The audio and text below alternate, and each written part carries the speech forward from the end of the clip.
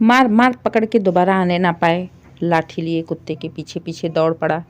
टांग तोड़ लगातार कुत्ते को गाली दिए जा रहा था मंगरू। एक बहुत ही घटिया, बहुत ही वाहियात इंसान था। वो अपने दरवाजे पर किसी को भी नहीं आने देता, यहाँ तक कि कुत्ता भी उसके दरवाजे पर आकर बैठ जाए तो लाठी ले उसे मार भगाता था। कंजूस तो इतना, ढूंढता ही रहता अगल बगल, पूरे गांव में किसी के घर खाने को कुछ मिल जाए ताकि मेरे खाने का खर्चा बच जाए। उसकी इस हरकतों से उसकी बहू रिया बहुत ही परेशान रहती थी। मंगरू जितना ही घटिया कंजूस किस्म का इंसान था, उसकी बहू रिया उतनी ही नेक दिल और दानी थी। वो रोज़ ढूंढती रहती कि कोई ऐसा मिल जाए जिसे वो खाना खिला सके। खाना खिलाने को वो सबसे बड़ी पूजा मानती थी। उसकी इच्छा होती कि कोई दरवाजे पर आ जाए तो बिना उसे चाय पानी कराए नहीं जाने दे, लेकिन अपने ससुर के आगे वो लाचार थी, कुछ भी नहीं कर पाती। संगत का असर होता है। जैसे मंगरू दिन भर इसी ताक में रहता कि कहीं कुछ खाने को मिल जाए, वैसे ही उसकी बहू रिया कि कोई भूखा मिल जाए जिसे मैं 2 रोटी खिला सकूं। जब तक वो पूरे दिन किसी को खाना ना खिला दे, उसे जैसे शांति ही नहीं मिलती थी। लेकिन वह भी किसी भूखे को खाना तभी खिला पाती जब घर पर मंगरू नहीं होता। जैसे ही मंगरू कहीं बाहर जाता, वो तुरंत दरवाजे पर आकर राह देखती रहती कि कोई भिखारी, कोई भूखा आ जाए जिसे वो कुछ खिला सके, उसकी पूजा सफल हो जाए। भगवान से मनाती रहती। कभी कभी भगवान उसकी सुन भी लेते, कोई ना कोई आ भी जाता। रिया तुरंत उसके लिए खाना परोस कर दे देती, लेकिन दरवाजे पर बैठकर खाने के लिए मना करती है। उसे डर रहता है कि कहीं से मंगरू ना आ जाए, इसलिए खाना देने के बाद वो कहती, भैया आप चले जाओ कहीं बाग में या कहीं और जाकर खाना खा लेना, मेरे ससुर जी को पता चलेगा तो बहुत अनर्थ हो जाएगा। फिलहाल ये बातें तो पूरे गांव के साथ साथ भिखारियों को भी पता ही रहता था, क्योंकि मोहल्ले में सबको मंगरू की बहू का स्वभाव भी पता था, जो मंगरू अपने दरवाजे पर एक कुत्ते को भी नहीं बैठने देता था ताकि बहू से कहीं से रोटी ना डाल दे। वो मंगरू किसी को पेट भर भोजन क्या कराएगा। एक दिन मंगरू के ना होते हुए एक कुत्ता आकर दरवाजे पर बैठ गया। रिया ने कुत्ते को रोटी डाल दी। जाने कहाँ से किसी शैतान की तरह मंगरू आ जाता है। कुत्ते को रोटी खाता देख उसका खून खौल उठा। उसने डंडा उठाया और कुत्ते को दे मारा। सीधा डंडा कुत्ते की टांग पर लगा। उसकी टांग टूट चुकी थी। बेचारा रोटी छोड़ वहाँ से लंगड़ते हुए भाग खड़ा हुआ। रिया सब कुछ दरवाजे के पीछे से देख रही थी। कुत्ते की ऐसी हालत देख वो चीख पड़ी और रोने लगती है। मंगरू ने रिया को बहुत सुनाया, उसे उल्टी सीधी गालियाँ दी। उसके माँ बाप तक पहुँच गया। तेरा बाप ला कर देता है, जो मेरे ना रहने पर तो बैठी है। इतना ही बांटने का शौक़ है तो अपने मायके से मंगवा ले बांटने के लिए। मेरा खून क्यों चूस रही।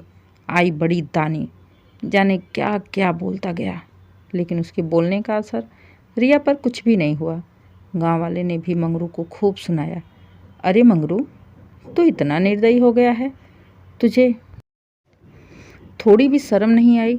बेचारे कुत्ते की टांग तोड़ दिया तूने, इतना अत्याचार कर रहा है। देखना एक ना एक दिन सब तेरे ऊपर भी पड़ेगा ही पड़ेगा। जाने इस पापी के घर कैसे एक महान आत्मा इसकी बहू आ गई। इधर रिया की आंखों के आगे बार बार कुत्ते की टूटी टांग ही आ रही थी। वो सोच रही थी जाने किस हालत में होगा। अगर यही चोट किसी इंसान को लगती तो लोग उसे लेकर अभी तक हॉस्पिटल भागते, लेकिन वो बेचारा जानवर, उसे तो कोई सहारा भी नहीं मिलेगा।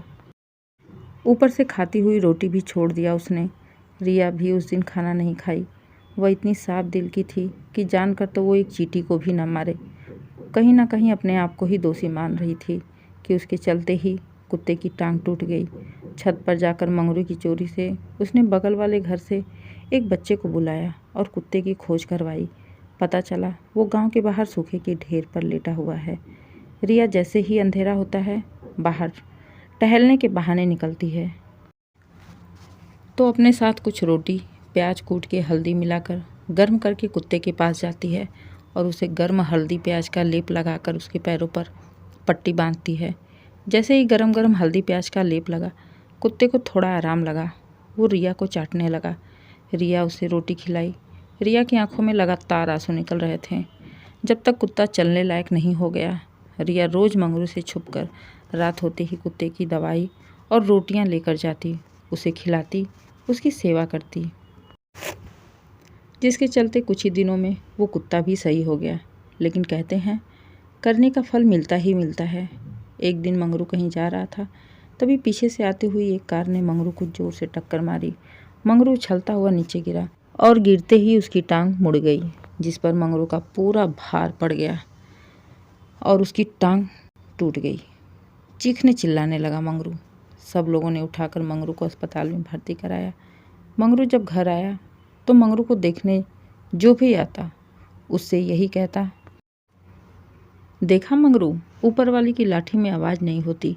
बहुत लाठियाँ चलाई हैं तूने लोगों पर, कुत्तों पर, जानवरों पर।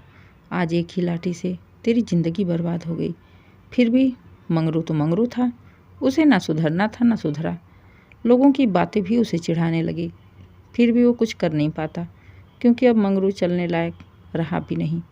और जब मंगरू चलने लायक नहीं रहा तो रिया भी खुलकर दरवाजे पर आए किसी को भी खाली हाथ जाने नहीं देती।